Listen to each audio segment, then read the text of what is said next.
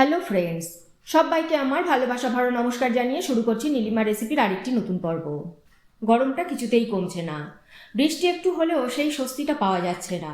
একটা দম বন্ধ করা গরমে আমরা সবাই ক্লান্ত হয়ে পড়ছি, আর খাওয়া দাওয়াও যেন ঠিকঠাক করতে ইচ্ছা করছে না। আর এই গরমে রান্নাঘরে ঢুকে রান্না করাটাই একটা টাফ কাজ হয়ে দাঁড়িয়েছে। আর এই জন্যই আমি পুঁটি মাছ দিয়ে আলু বড়ির একটা পাতলা ঝোল বানিয়ে নিলাম, তাতে কিছুটা হলেও মুখে রুচি ফিরবে।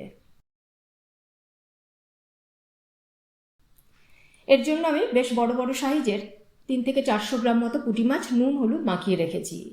দুটো আলু লম্বা লম্বা করে টুকরো করে নিয়েছি। বেশ খানিকটা বিউলি ডালের বড়ি নিয়ে নিয়েছি। এই মাছের ঝোলে বড়িটা একটু বেশি দিলেই বেশি ভালো লাগে। 1 চামচ জিরে, 1 চামচ ধনে আর 7 থেকে 8টা শুকনো লঙ্কা নিয়েছি, শিলনোড়াতে বেটে নেব। 1/4 টিস্পুন জিরে ও রাঁধুনি নিয়েছি ফোড়নের জন্য। নুন হলুদ ভাইবোন তো আছেই। এই দিয়ে এই হালকা পাতলা মাছের ঝোল আমরা বানিয়ে নেব। প্রথমে কড়াইতে বড়ি দিয়ে আগে একটু শুকনো ভেজে নেব। একটু রং ধরতে শুরু করলে তারপর একটু তেল ছড়িয়ে ভেজে নেব।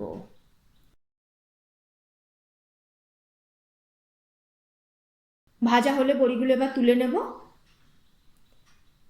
এবার মাছ ভাজার জন্য 1/2 কাপ মতো সর্ষের তেল দিয়ে দেব। তেলটা বেশ ভালো করে গরম হলে মাছগুলো দিয়ে দেব। ভেজে নেব ভালো করে 2 পিঠ।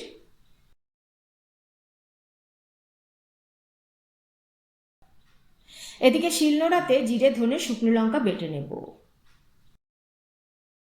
মশলা বেটে নিয়ে ফেরত আসছি। দেখুন মশলা বাটা রেডি হয়ে গেছে। এদিকে মাছ ভাজাটাও উল্টে পাল্টে 2 দিক ভালো করে ভেজে নেব। মাছ ভাজা হলে তুলে নেব।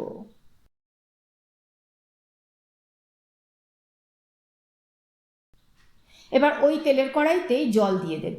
যে যেরকম ঝোল পছন্দ করেন সেই অনুযায়ী জল কম বেশি করে দেবেন। এবার এর মধ্যে হলুদ দেব, নুন দেব, তারপরে জলটা ফুটে উঠলে আলু দিয়ে দেব আর বড়ি দিয়ে দেব সেই সাথে। ঢাকা দিয়ে 10 মিনিট ফুটিয়ে নেব।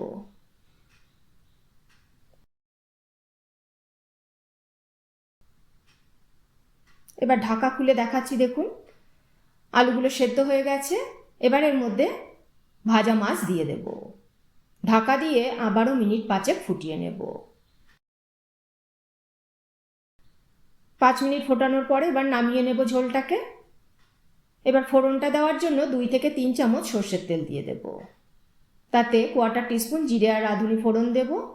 ফোড়নের তেলটা নামিয়ে একটু ঠান্ডা করে নেব, তাহলে আর তেলটা উড়ে যাবে না ঝোলটা দেওয়ার সাথে সাথে। এরপরে তেলটা ঠান্ডা হয়ে গেলে মাছের ঝোলটা ঢেলে দেব। কয়েকটা আলু একটু তুলে নেব। আলুগুলোকে হাতার পেছন দিয়ে একটু গলিয়ে নেব।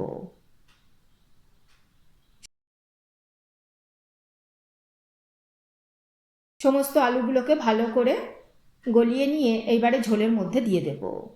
এতে করে ঝোলটা একটু ঘন হবে।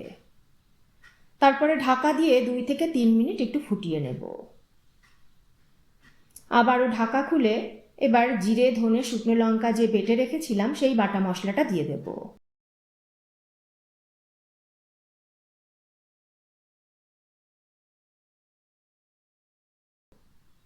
আর সেই সাথে মশলার বাটি ধোয়া জলটাও দিয়ে দেব।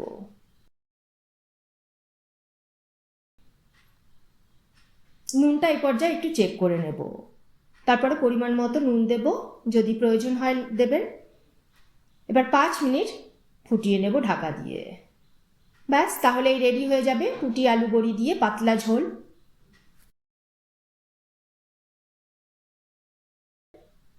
কেমন লাগলো আমার আজকের রেসিপিটি কমেন্ট করে জানাবেন। ভালো লাগলে অবশ্যই একটা লাইক করে দেবেন।